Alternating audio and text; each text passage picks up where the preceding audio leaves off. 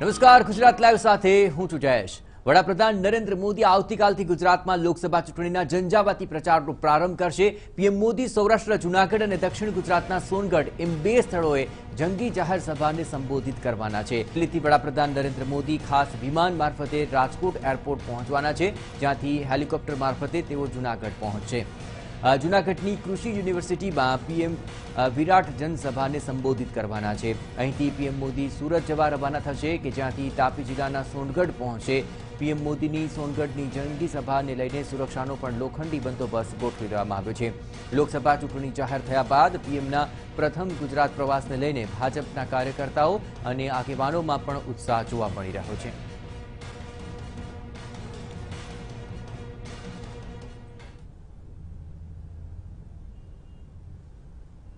तो पीएमના પ્રવાસ ઉપર નજર કરીએ તો પીએમ મોદી રાજકોટ એરપોર્ટ પર સવારે 9:10 પહોંચી જશે અને ત્યાંથી હેલિકોપ્ટર મારફતે તેઓ જૂનાગઢ જવા માટે રવાના થશે। 9:25 સુધી તેઓ ત્યાં પહોંચી જશે અને જૂનાગઢ કૃષિ યુનિવર્સિટીની અંદર તેઓ 10 વાગે જનસભાને સંબોધિત કરશે। સભા સંબોધન બાદ તેઓ રાજકોટ પરત ફરવાના છે 11 કલાકે અને ત્યાંથી તેઓ સુરત જવા માટે નીકળશે, કારણ કે પીએમ મોદી રાજકોટથી સોનગઢ જવા માટે અહીંથી 11:30 કલાકે પ્રસ્થાન કરશે અને ત્યાંથી તેઓ સોનગઢની અંદર જનસભાને સંબોધિત કરવાના છે। 12:20 તેઓ સોનગઢની અંદર જનસભાને સંબોધિત કરશે। પીએમ સભા સંબોધન બાદ હેલિકોપ્ટર મારફતે સુરત પહોંચશે। લગભગ 1:20 તેઓ સુરત પહોંચશે અને સુરત એરપોર્ટથી તેઓ ગોવા જવા માટે રવાના થઈ જશે। 2 વાગ્યે તેઓ ગોવા જવા માટે રવાના થવાના છે। તો આખરે તમામ પ્રચાર યુદ્ધમાં પીએમ હવે ખુદ ચૂંટણી જાહેર થયા બાદ ગુજરાતના પ્રવાસે આવી રહ્યા છે, કે જેમાં જૂનાગઢ અને સોનગઢ આ 2 મહત્વપૂર્ણ જગ્યાઓ પર જંગી સભાનું આયોજન કરવામાં આવ્યું છે અને આ બંને જગ્યાઓ પર પીએમ નરેન્દ્ર મોદી આખરે જનસભાને સંબોધિત કરશે અને એ સાથે જ ગુજરાતની અંદર જે 23મી એપ્રિલે મતદાન થવાનું છે, તો તેને લઈને આખરે આ વખતે સૌથી વધારે મહત્વપૂર્ણ બેઠકો જે જણાઈ રહી છે તેમાં હાલ તો વડાપ્રધાન નરેન્દ્ર મોદી જે સૌરાષ્ટ્રની બેઠકો પર સૌથી વધારે આ વખતે ધ્યાન આપવામાં આવી રહ્યું છે, કારણ કે વિધાનસભાની ચૂંટણીઓની અંદર આખરે સૌરાષ્ટ્રની અંદર સૌથી વધારે ફટકો ભાજપને પડ્યો હતો અને ત્યારબાદ જે સમીકરણો રચાયા છે તેને ખાળવા માટે આખરે જૂનાગઢની આ જંગી સભા ખૂબ જ મહત્વપૂર્ણ બની રહેશે। અને ત્યારબાદ દક્ષિણ ગુજરાતની અંદર પણ સોનગઢની જંગી સભા છે, તો દક્ષિણ ગુજરાતની તમામ લોકસભા બેઠકો ઉપર તેની અસર પડે તેવું આયોજન ભાજપે વિચાર્યું છે। आज मामले વધુ વિગતે વાત કરવા માટે જોડાઈ રહ્યા છે ટીવી9 સંવાદદાતા નિર્મલ દવે। નિર્મલ, આખરે આ બંને જંગી સભા છે, ખાસ કરીને પીએમના પ્રવાસને લઈને સૌપ્રથમ તો સુરક્ષાને લઈને શું વ્યવસ્થાઓ ગોઠવાય છે અને આ બંને બેઠકોથી આખરે લોકસભા બેઠકો પર કેટલી અસર વર્તાશે?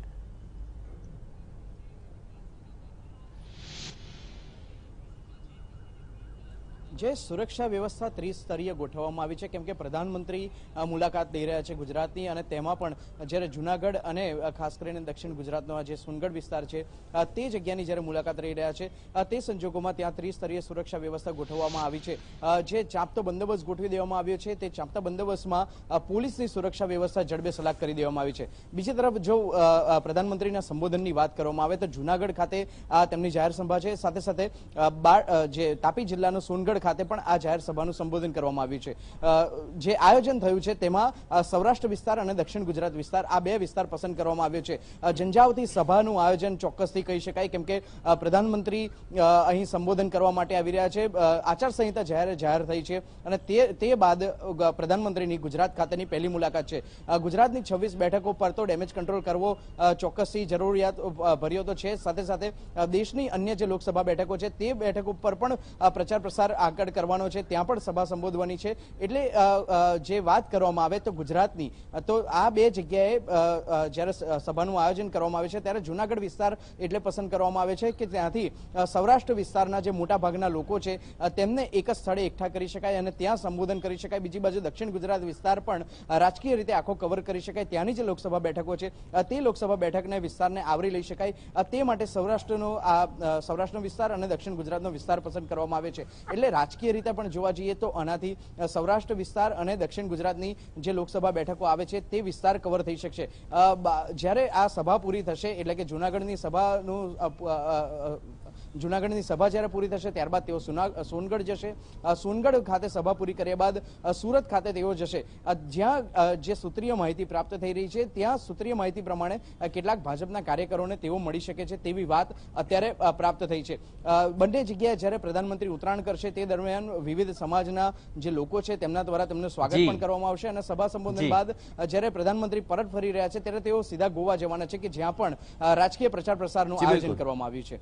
બિલકુલ આભાર નિર્મલ. તમામ ગતિવિધિઓ પર આપ નજર રાખતા રહેજો. તો આખરે આ બંને જંગી સભાને લઈને આખરે સૌરાષ્ટ્રની તમામ બેઠકો અને દક્ષિણ ગુજરાતની બેઠકો ઉપર અસર પહોંચે તેવો પૂરતો પ્રયત્ન આખરે વડાપ્રધાન નરેન્દ્ર મોદીની આ જંગી સભાથી થાય તે પ્રકારની વ્યૂહરચના ભાજપે ઘડી છે.